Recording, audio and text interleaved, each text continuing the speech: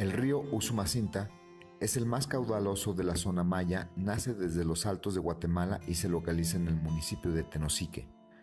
Está localizado en la selva lacandona y resulta fundamental su cauce puesto que riega grandes zonas, las cuales son hábitat y alimento de un sinnúmero de especies asociadas y en peligro de extinción. El balance hídrico en la cuenca baja se asocia a su relieve, formando zonas de transición entre sistemas terrestres y acuáticos. Estas se llaman humedales y proveen beneficios ecológicos y económicos que son importantes para la comunidad. No es nuevo ver amenazada la integridad del Usumacinta por el cambio climático y por la implementación de un megaproyecto, como una o varias presas hidroeléctricas.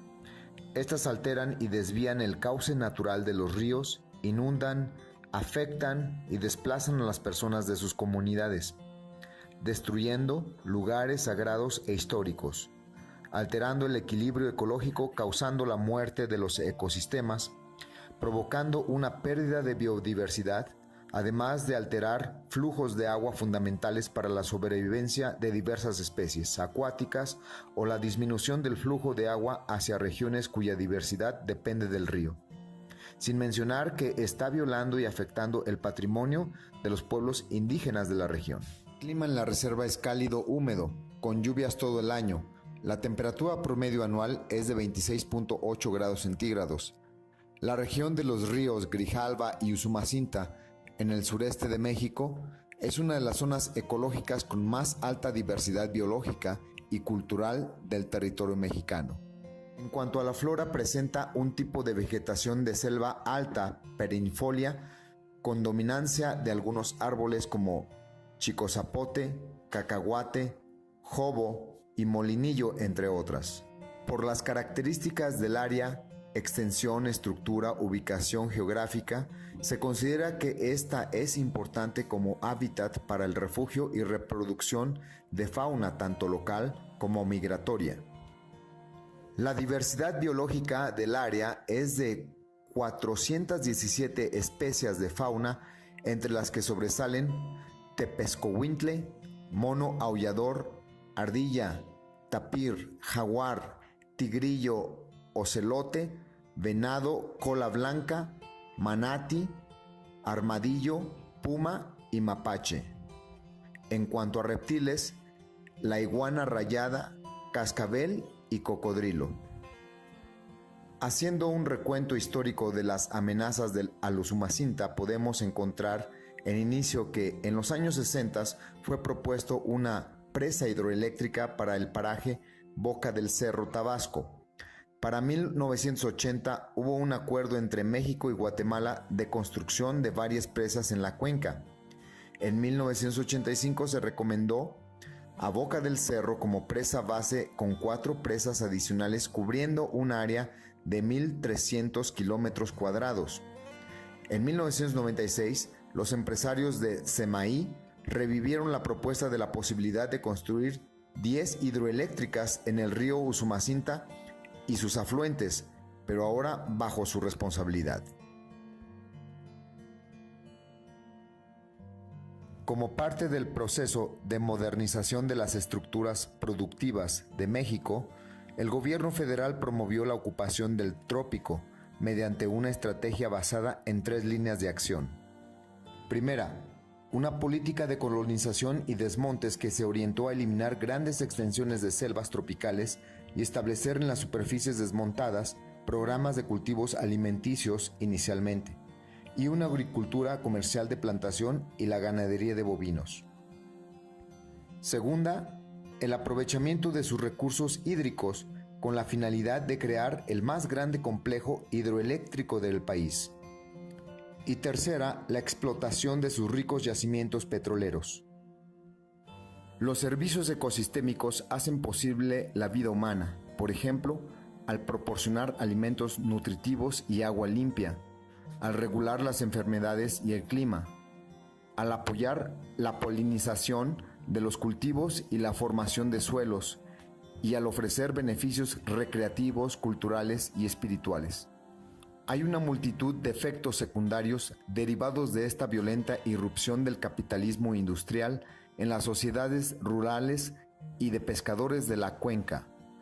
Fue suficiente que Pemex abriera una brecha en la cuenca alta del Usumacinta o del Grijalva en sus tareas de exploración para alterar drásticamente el manto vegetal, permitiendo el arribo de nuevos colonos, compañías madereras, empresarios ganaderos y narcotraficantes, hacia las áreas no perturbadas de las selvas vírgenes. Las acciones sostenibles para solucionar o disminuir el problema ambiental son las siguientes. Acciones sociales: reducir la pobreza, facilitar el acceso a los servicios sociales básicos de la población vulnerable y contribuir al pleno desarrollo de los pueblos mesoamericanos. Acciones biológicas: promover la conservación y manejo sustentable de los recursos naturales y de los mecanismos participativos, especialmente de las comunidades locales en la gestión ambiental. Acciones ecológicas: promover la prevención y la mitigación de desastres naturales e incorporar la consideración de la gestión de riesgo en los proyectos de todos los sectores. Acciones económicas: promover el desarrollo del turismo ecológico, cultural e histórico mediante acciones regionales que destaquen la complementariedad, las economías de escala y los encadenamientos productivos del turismo. Fomentar el intercambio comercial en la región mediante una reducción de los costos de transacción en el comercio entre los países y promover la participación de pequeñas y medianas empresas en las exportaciones regionales. Unificar e interconectar los mercados eléctricos con miras a promover un aumento de las inversiones en el sector y una reducción del precio de la electricidad. Los siguientes acuerdos plantean acciones para mejorar y conservar el medio ambiente.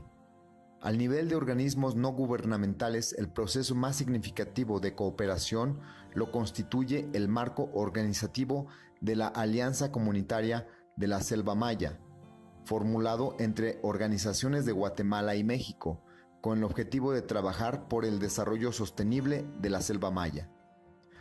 También se identifica el proyecto de Guacamaya Sin Frontera, proyecto de monitoreo y conservación de esta especie de aves.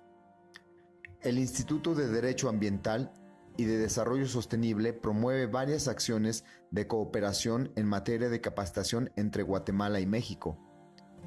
Defensores de la naturaleza han abierto a la comunicación vía regional al hablar con los mexicanos sobre temas ambientales y de recursos naturales específicos.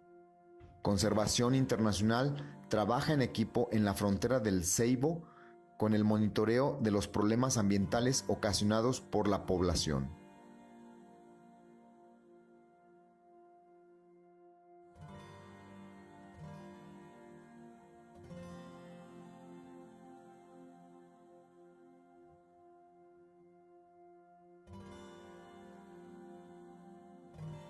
Son muchos los organismos u organizaciones medioambientales que llevan décadas avisándonos de este problema que nos acecha, pero hasta hace apenas unos años, la mayoría de los habitantes del planeta no les hacíamos mucho caso.